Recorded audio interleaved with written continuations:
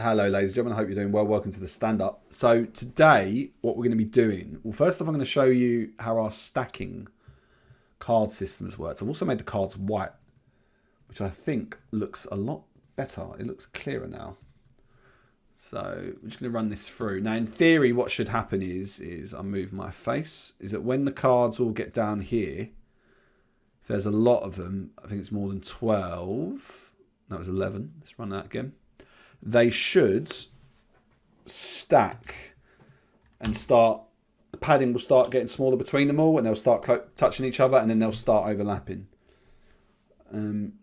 It was actually happening quite badly, but it looks like we've actually just managed to somehow fix it. We are getting some instances you may have just seen there of it still overlapping a bit incorrectly. So let's just play this through.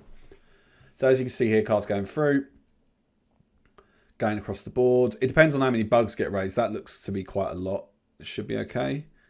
Here we go, 13. Yeah, so the padding is starting to tighten out a little bit. That should have been a bit more though. Oh, let's move that problem ticket, get done. There we go. Okay, so it's kind of there and it's kind of not. But I'm going to stop doing this now. We're going to move on to this idea that I've had, which is we're going to develop a new theme and we're going to go for a real whiteboard thing with post-it notes. Because I really, with the minimal theme that we've got currently, I'm not the biggest fan of it. And maybe it could be because I'm staring at it all the time, but I just think it's a bit boring and sterile for a game. And I know this is supposed to be a bit of a project management simulation, and I want it to be close to, real systems as possible, while also at the same time being a bit of a piss take.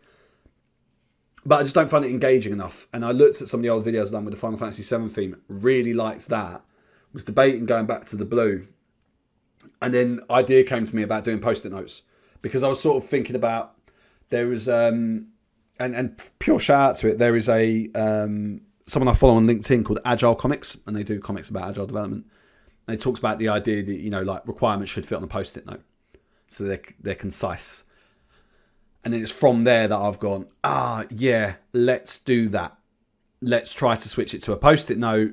Originally, it was going to be just like the 1x1 shape. And now I've gone, no, actually, can we do the aesthetics? And can we have this look and feel? So that is what we're going to try now. We're going to see how it goes. And come back to you soon with an update. Thanks very much for watching, guys. And I'll see you next time. Bye-bye.